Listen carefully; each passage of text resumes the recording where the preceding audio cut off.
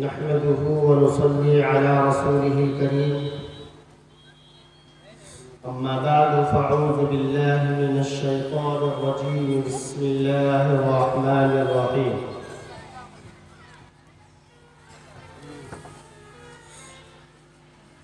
قل هل يستوي الذين يعلمون والذين لا يعلمون. وقال النبي صلى الله تعالى عليه وسلم: طلب العلم فريضة على كل مسلم، وقال أو مسلمة. وقال النبي صلى الله تعالى عليه وسلم: اطلب العلم من المهد إلى اللحد. وقال النبي صلى الله تعالى عليه وسلم: خيركم من تعلم القرآن وعلمه، أو كما قال النبي صلى الله تعالى عليه وسلم: سبحانك لا علم لنا إلا ما علمتنا إنك أنت العليم الحكيم. سب درود شریف پڑھے گا. اللہم صلی علی سیدنا محمد وعلى وصحبہ وسلم. صدر محترم،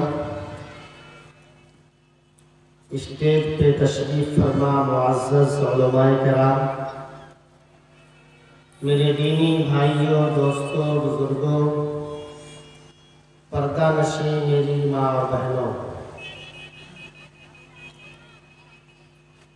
ہم سب آج کئی ہفتے سے سن رہے ہیں کہ مدرسہ فاطمۃ الزہرا للبنات ایک جلسہ منعقد کیا ہے، اور اشتہارات کے ذریعے، مائیکنگ کے ذریعے سے آپ سب حضرات جان چکے ہیں. اور یہ ایک شب کا نہیں، چند ہی گھنٹے کا ایک جلسہ ہے، لیکن اب تک ہم لوگوں کے دل و دماغ میں ایک دینی مجلس، ایک دینی جلسے کی اہمیت اب تک آئی نہیں ہے. ایک دینی جلسے کا مقام کیا ہے، ایک دینی مجلس کا رتبہ کیا ہے، ابھی تک اس سے ہم لوگ ناآشنا ہیں. اور اس کی اصل وجہ جو ہے، اس کی اصل وجہ علم سے دوری ہے.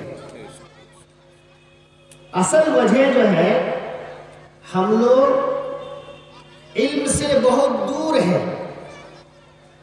ورنہ اگر اسی مقام پہ، اگر اسی جگہ پہ اگر 2020 کا کھیل شروع ہو جاتا، یا یہ ہے کہ اسی جگہ پہ اگر ایک سائیکل ریس کرنے والا اگر آ جاتا تو پاؤں رکھنے کی جگہ نہیں ہوتی، اور عصر کے بعد ہی، مغرب کے بعد ہی پورا کھچم کھچ بھرا رہتا.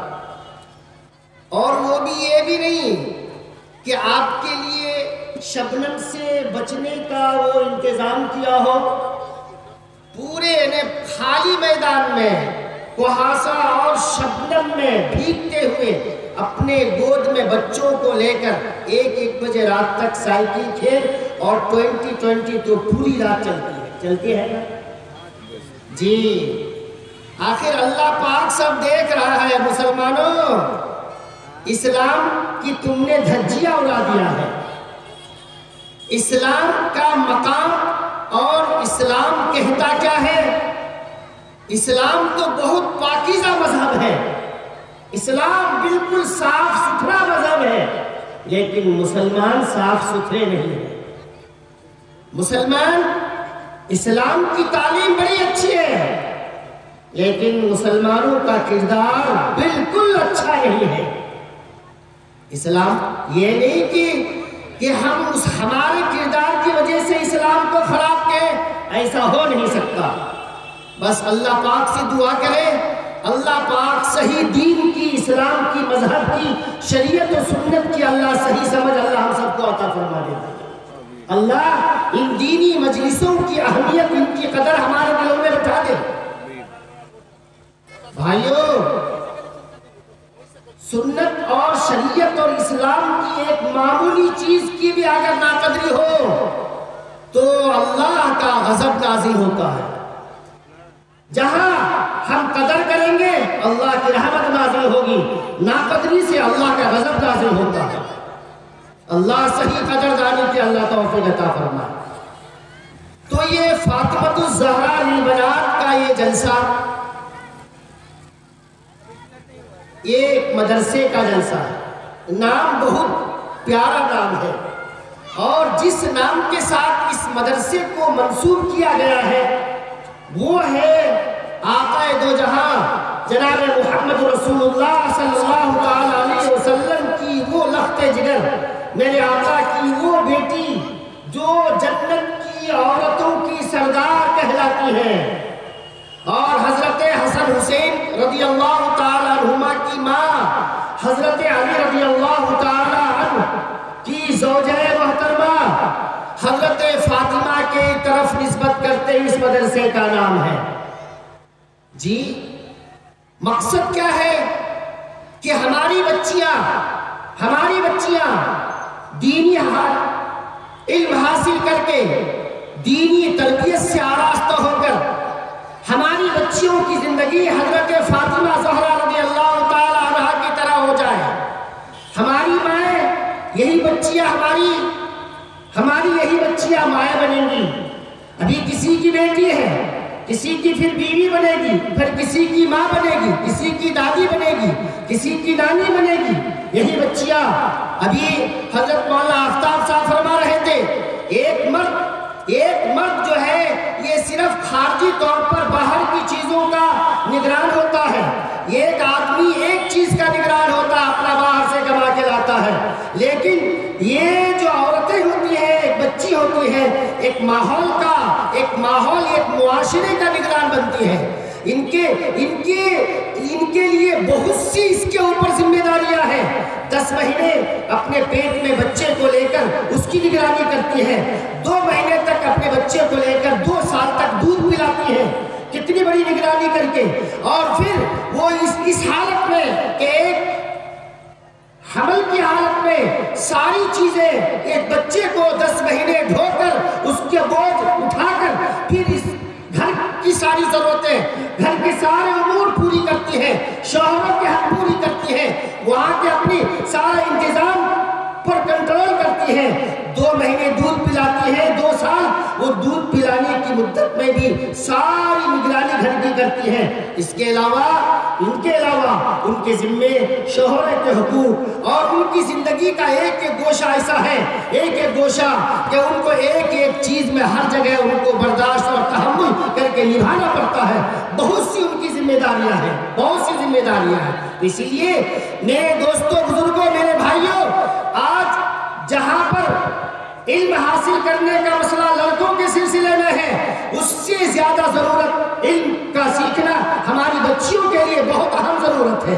چونکہ سرکار دو عالم صلی اللہ علیہ وسلم نے فرمایا، کیا فرمایا کہ جب نکاح کی بات آتی ہے تو تنکح المرأۃ لأربعین، کیا فرمایا کہ جب کسی لڑکی سے نکاح کیا جاتا ہے تو آج ہمارا جو ماحول آقا صلی اللہ علیہ وسلم 1400 سال پہلے ہمارے معاشرے کا ماحول، ہمارے ذہن و دماغ کی فکری ایک سوچ، میرے آقا نے پہلے بتایا کہ عورت سے جب نکاح کیا جاتا ہے تو لوگوں کی نظریں کہاں ہوتی ہیں، یا تو اس کی مال کی طرف، یا تو اس کی جمال حسن خوبصورتی کے طرف، یا تو حسب نسب کی طرف۔ اسی لیے فرمایا تنکح المرأۃ لأربعین، کہ نکاح کیا جاتا ہے جی عورت سے ان کا حسن کمال، حسن کو دیکھ کر، ان کی خوبصورتی کو دیکھ کر، ان کے مال و دولت کو دیکھ کر، اور اس کے خاندان حسب نسب کو دیکھ کر، اور آگے کیا فرمایا جی ان کے دینداری کو دیکھ کر، لمالیہا ولجمالیہا ولحسبیہا ولدینہا، ان چاروں چیزوں کو دیکھ کر نکاح کیا جاتا ہے۔ لیکن آگے کیا فرماتے ہیں، فاظفر بذات الدین، دینداری کو ترجیح دو، تریبت یدا،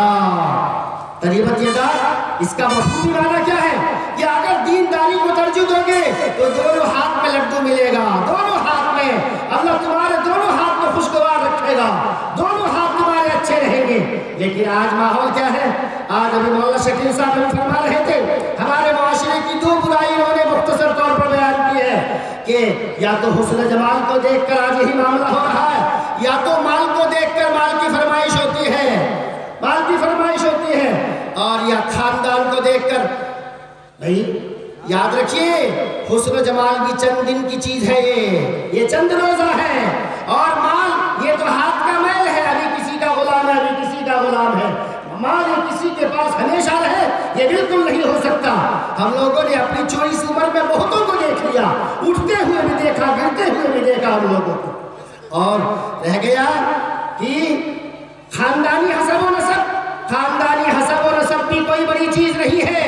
اللہ پاک نے قرآن پاک میں اعلان کر دیا ہے ان اکرمکم عند اللہ اتقاکم، اے لوگو تم اپنے مال سے تم کوئی بڑے نہیں بن سکتے ہو، تم حسن جمال سے کوئی اپنا کمال نہیں پیدا کر سکتے ہو، تم حسب نسب دیکھ کر کے میں فلاں خاندان کا ہوں اور تم اس سے بہت بڑا کمال حاصل کرو گے، اس سے بھی تم کو کمال نہیں ملے گا، مل ہی نہیں سکتا ہے۔ بلکہ اللہ نے فرمایا اللہ کے پاس اگر کمال کی بنیاد ہے، عزت کی بنیاد ہے، اللہ کے پاس اگر اکرام و تعظیم کی اگر بنیادی چیز ہے، ان اکرمکم، اللہ کے ہاں اگر تم عزت چاہتے ہو تو اتقاکم، سب سے زیادہ جس کے دل میں خوف ہو، اللہ کا خوف ہو، دینداری ہو، سنت کا اہتمام ہو، قرآن کی تلاوت کا اہتمام ہو، نمازوں کا اہتمام ہو، اللہ کا خوف، اللہ کا ڈر، خوف و خشیت اس کے دل میں ہو، جو تقوی والی زندگی گزارے گا۔ تقوی کا کیا مطلب ہوتا ہے؟ تقوی کا مطلب یہ ہے کہ جن چیزوں سے اللہ کے نبی نے بچنے کے لیے کہا ان تمام چیزوں سے اپنی زندگی کو پاک رکھو، انہی تمام چیزوں کا نام تقوی ہے۔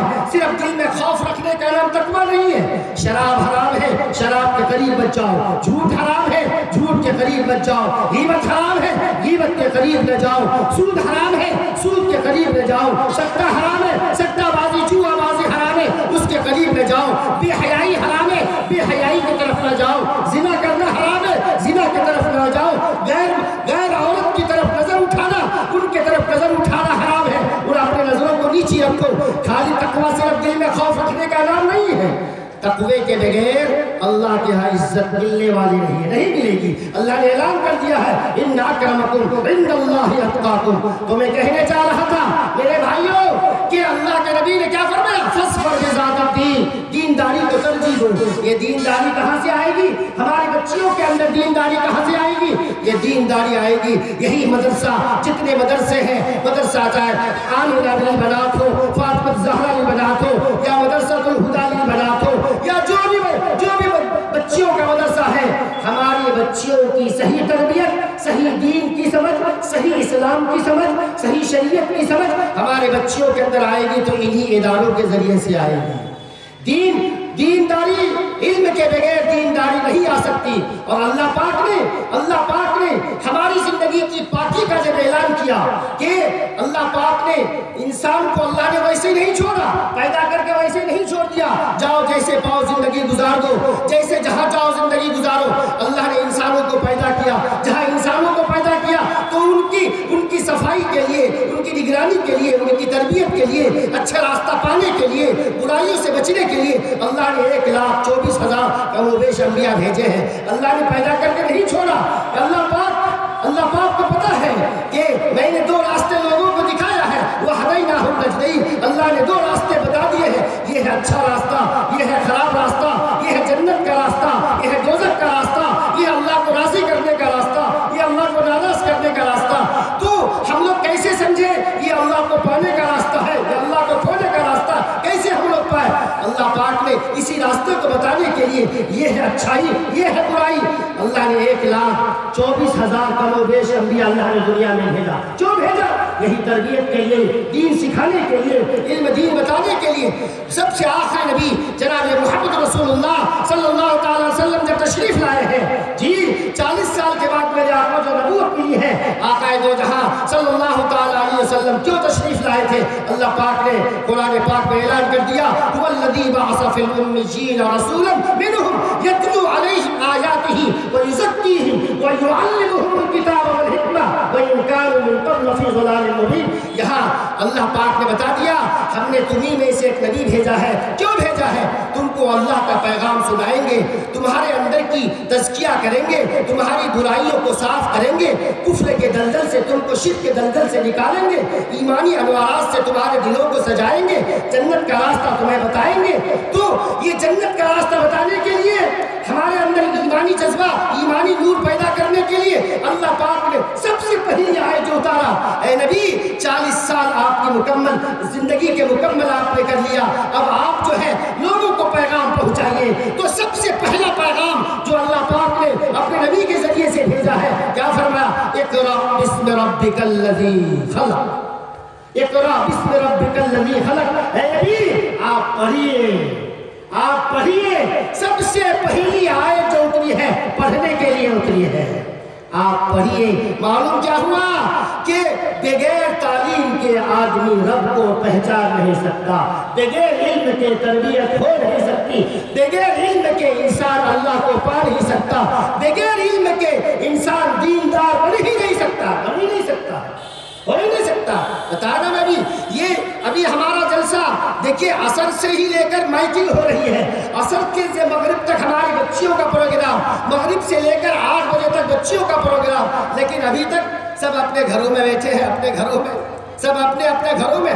یہ حقیقت میں جو ہے دینداری کا ثبوت آپ لوگ نہیں دے رہے ہیں، یہ خود کہہ رہے ہیں کہ ہم لوگ علم سے کورے ہیں، دین سے ہم لوگ بالکل دین کے اپاہج لوگ ہیں، خود آپ ثابت کر رہے ہیں اس بات کو۔ تو بھائیوں بتانا یہ ہے کہ علم کے بغیر کوئی چارہ نہیں ہے، کوئی چارہ نہیں ہے، علم سیکھنا پڑے گا۔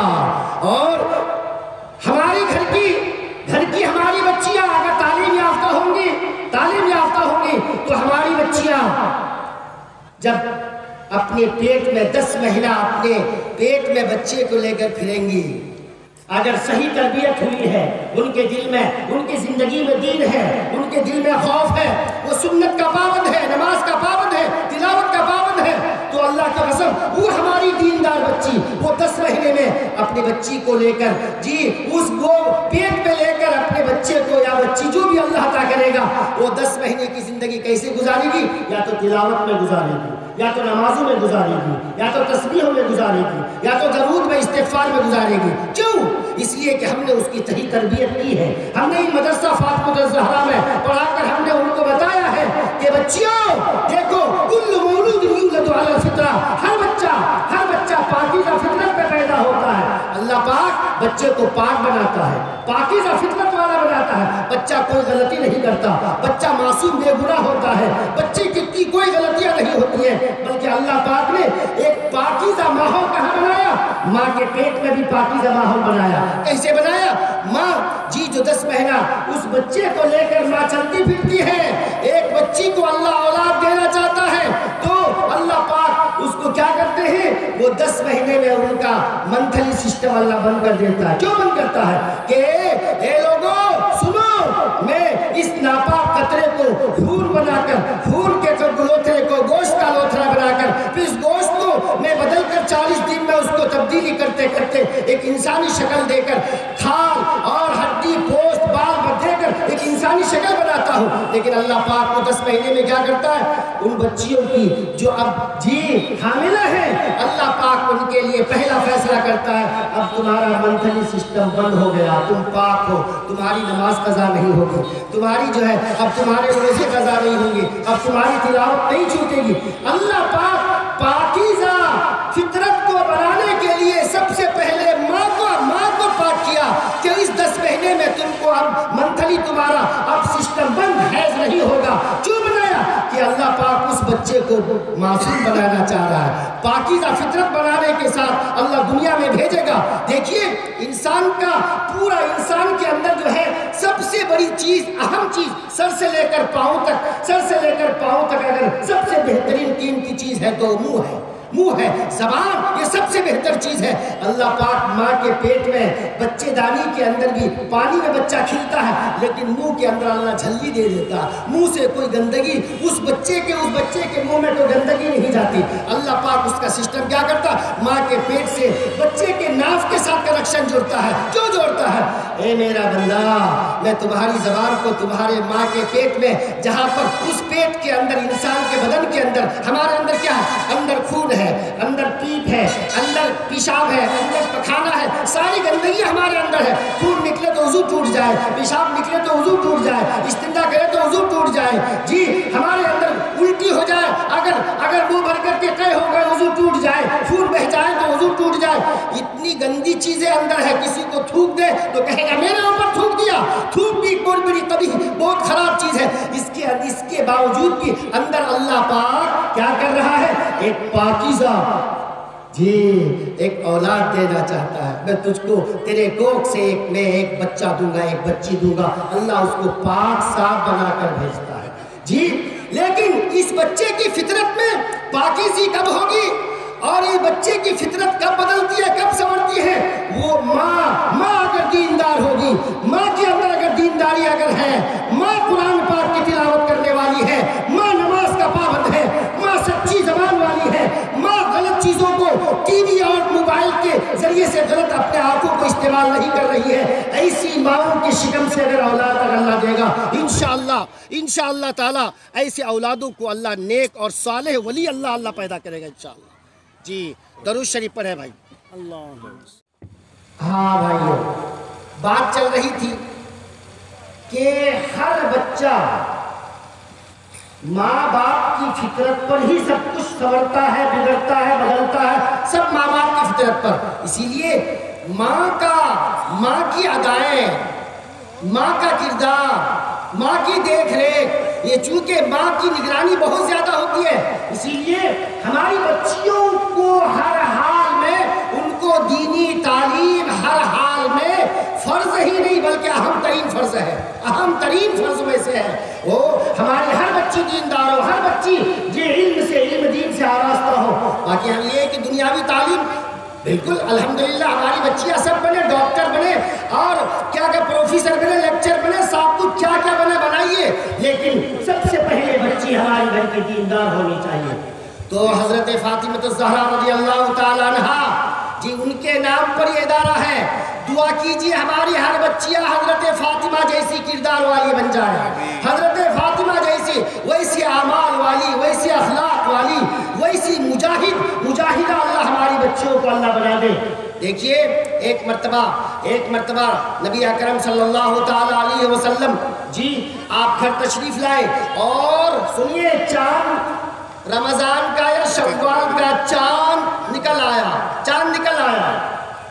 حضرت فاطمہ الزہرا رضی اللہ تعالی عنہا کی ایک چھوٹی سی میں ایک بات بتانا چاہتا ہوں کہ حضرت فاطمہ کیسی تھی. آج ہماری بچیاں نام کی فاطمہ ہے، نام کی خدیجہ ہے، نام کی عائشہ ہے، نام کی جو ہے سمیہ ہے، لیکن کردار کیسی ہے، ان کے حالات کیسے سب ہم لوگ دیکھ رہے ہیں، کیسے کردار کے ان کی زندگی گزر رہی ہے. حضرت فاطمہ الزہرا رضی اللہ تعالی عنہا گھر میں بیٹھی ہے، چاند نظر آیا تو حضور پاک صلی اللہ علیہ وسلم نے کیا فرمایا؟ بیٹی آج چاند نظر آیا ہے، عید کا چاند ہے بیٹی، کہ عید کا چاند نکل آیا ہے. جی ہاں بیٹی چاند دیکھ لیا، بیٹی چاند دیکھ لیا. اللہ اکبر. حضرت فاطمہ رضی اللہ تعالیٰ عنہ کا جواب سنیے، جواب کہ فاطمہ کون تھی، کیا ان کا مقام تھا. یہی اسی لیے نہیں کہا گیا کہ وہ جنت کی عورتوں کی سردار ہے. حضرت فاطمہ رضی اللہ تعالیٰ عنہ کیا فرماتی ہے؟ ابا آج چاند کا نہ دیکھنا ہمارے لیے بہتر ہے. ابا آج یہ چاند جو عید کا چاند نکلا ہے ہمارے لیے نہ دیکھنا ہی اچھا ہے. کیوں بیٹا؟ کہا آج اس چاند پر ہزاروں مردوں کی نظر پڑی ہے، میرا جی کہتا ہے کہ جس چاند پر ہزاروں مردوں کی نظر پڑے اس پر کسی عورت کے باحیا باپردہ کی نظر نہ پڑے تو بہتر ہے. جی کتنا یعنی پردے کا مزاج، حیا اور پردے کا کتنا بڑا مزاج تھا. جی ایک مرتبہ نبی اکرم صلی اللہ تعالی علیہ وسلم صحابہ کے درمیان تشریف فرما ہے. میرے آقا نے ایک سوال فرمایا، بتاؤ عورت کی سب سے بہترین خوبی کیا ہے؟ سب سے بہترین عورت، باکمال عورت کی خوبی بتاؤ. جی تو ایک صحابی جو قریب میں تھے فرمایا، یا رسول اللہ سب سے بہترین خوبی والی عورت وہ ہے جو اپنے شوہروں کا اطاعت گزار ہو.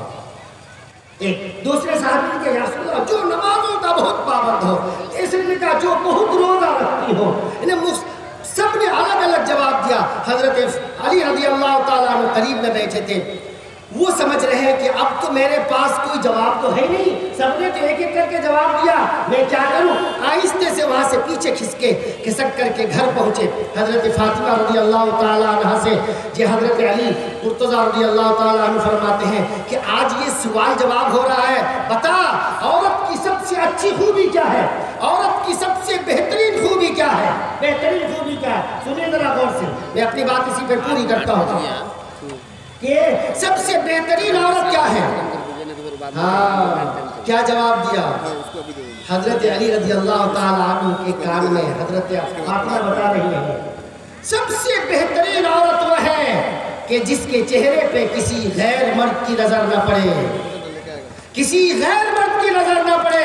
سب سے بہترین عورت وہ ہے کہ جن آنکھوں سے وہ کسی غیر مرد پر نظر نہ اٹھائے, کہ وہ اپنی نظروں سے غیر مرد کو نہ دیکھے اور غیر مرد کی نظر اس عورت کے چہرے پہ نہ پڑے. وہ سب سے باکمال اور بہترین عورت ہے. حضرت علی رضی اللہ تعالیٰ عنہ پہنچے.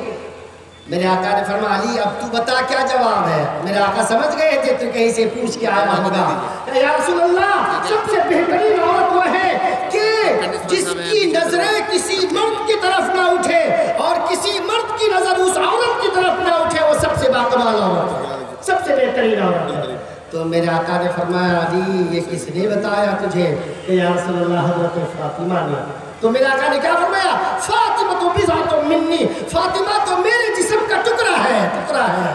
جی کیوں, نبی پاک تو بیٹی کی فطرت پاک, ان کی سوچ پاک, ان کی فکر پاک, ان کی نگاہ پاک. تو میں کہہ رہے کہ جس فاطمہ الزہرا کے نام پر ہم نے نسبت لگایا ہے, مدرسے کی نسبت جوڑا ہے, دعا کیجئے اللہ ویسی با حیا ویسی با پردہ اللہ ہماری بچیوں کو اللہ بنا دے. علم کے بہت سے شعبے ہیں, بہت تربیت کے بہت سے درجے ہیں, بہت سے اخلاقیات کے بہت سے درجے ہیں, لیکن سب سے پہلی چیز عورت کے لیے حیا اور پردہ ہے. حیا اور پردہ, حیا اور پردے کے بغیر کوئی علم اگر آئے تو وہ علم کے اندر نورانیت نہیں ہوگی, ہوگی ہی نہیں, ہوگی ہی نہیں. سب سے پہلی چیز حیا اور پردہ ہے, چونکہ حیا ایمانیات کا ایک حصہ ہے. الحیا شعبۃ من الایمان کہا گیا ہے. حیا اور پردہ یہ جہاں پر اللہ پاک نے کلام پاک میں اکثر جگہ مردوں کو حکم کیا ہے, اقیموا الصلاۃ وآتوا الزکاۃ, ہر جگہ اللہ پاک نے جو ہے مردوں کا نام لیا ہے, مردوں کا ذکر کیا ہے. اور مرد چونکہ اصل ہے, عورت چونکہ تابع ہے, مرد کو حکم ہوا اور عورتوں کو بھی حکم ہو گیا. لیکن جہاں پردے کا حکم آیا تو اللہ پاک نے الگ الگ کر کے بیان فرمایا, قل للمؤمنین یغضوا من ابصارہم فرمایا, اور عورتوں کے بارے میں الگ فرمایا, قل للمؤمنات یغضضن من ابصارہن ویحفظن فروجہن, الگ الگ کر کے بتایا. اے لوگوں خالی عورتوں کے لیے پردہ نہیں ہے, مردوں کے لیے بھی پردہ ہے.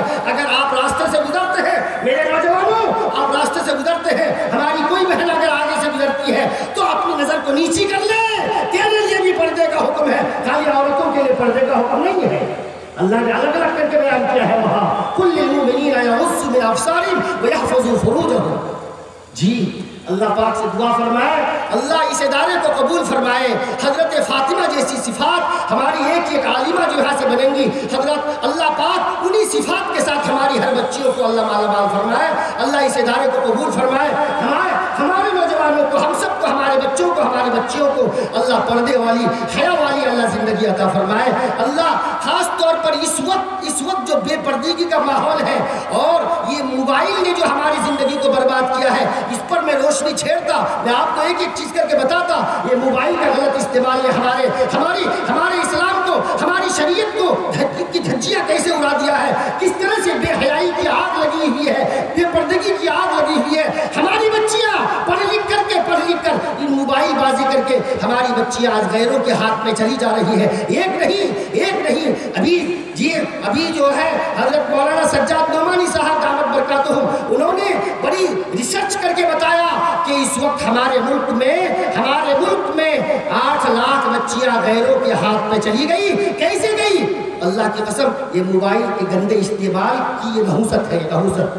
اللہ پاک ہم سب کو باحیا بنائے. اللہ اس ادارے کو قبول فرمائے. اللہ اس کو علم کا مرکز بنا دے. پڑھنے والوں کو, پڑھانے والوں کو, تمام منتظمین کو اللہ بے انتہا قبول فرمائے. وآخر دعوانا الحمدللہ رب العالمین.